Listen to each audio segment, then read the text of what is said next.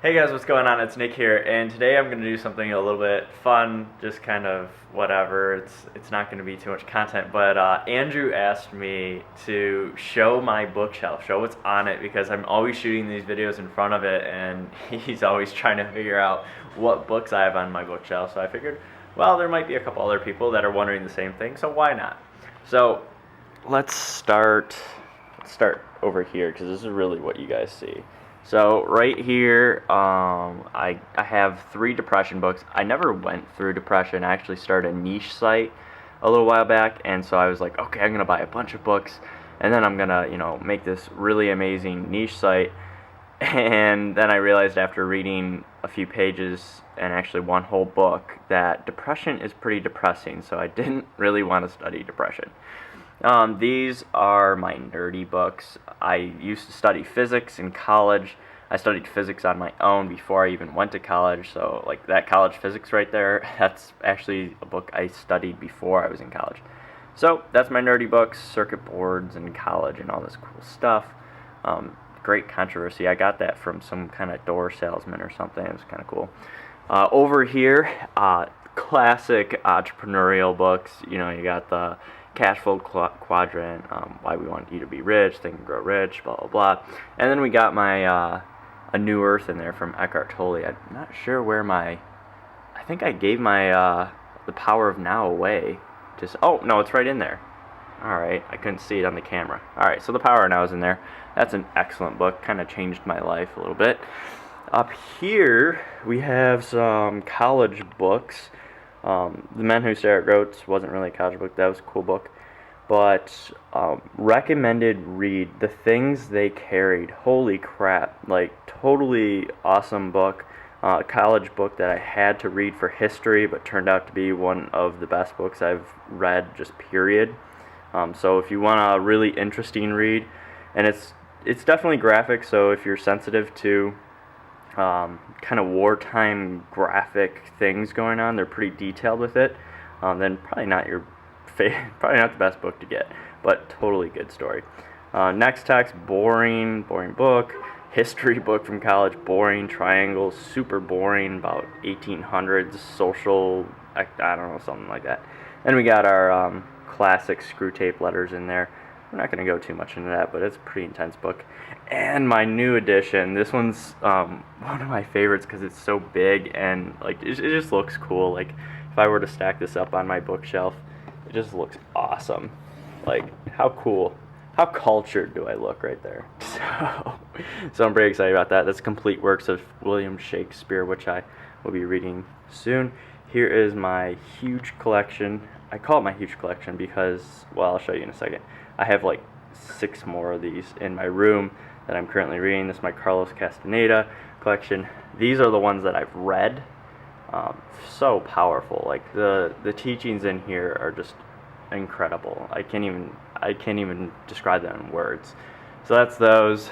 Up here, we got some more physics. We got app code right there, stuff that I was trying to learn to design my own apps. Then I realized, well, it's just a whole lot easier to outsource it. Voyagers, I got Voyagers 1 and 2. Those are really, really interesting reads. If you're into ancient civilizations, our true human roots, and some really, really intense stuff talking about like the cosmos and space-time and all that stuff. So that's cool.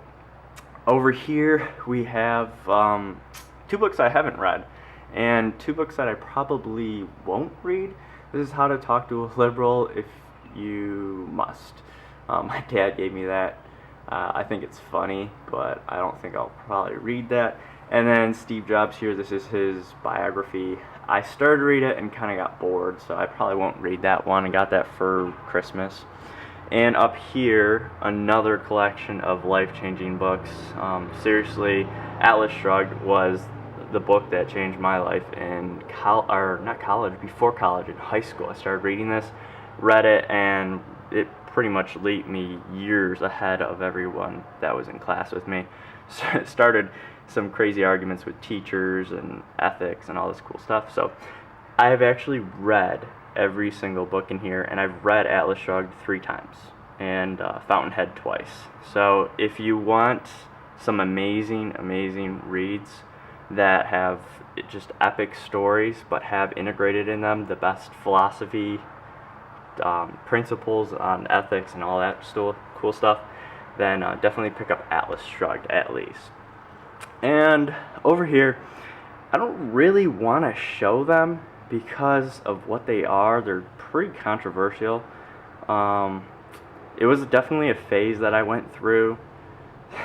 So maybe I'll show them. I'm gonna leave it a mystery. We'll see how many comments we get on who wants to see what those two books are. I'm seriously not doing this to be, to make you ask, but I don't want to show them because they're so controversial right now. So right now, it says bragging rights. I don't know. We're gonna go in here and show you the other books that I got. So there are, I'm showing you this because these were actually on my shelf for most of my videos, but I moved them in here because I'm reading them from, well, you see the top one, that's obviously the first one that I'm reading, and it's almost complete. There's my little bookmark. I'm almost done with that one, so I read every night, and those are the other ones that I have not read yet that I'm going to read. I just decided to buy them all because it was like cheaper or whatever. Saved a bunch of money on shipping and stuff. So, by the way, if you don't read every night, this is a practice actually it's like a routine, a habit that I just adopted. I think it's really powerful to read, even if you read like a couple pages of the book that you choose to read every night. And by the way, I would recommend a book that isn't necessarily like technology based or like technique based, because Carlos Castaneda books, obviously they're very well, it's debatable, but they are nonfiction.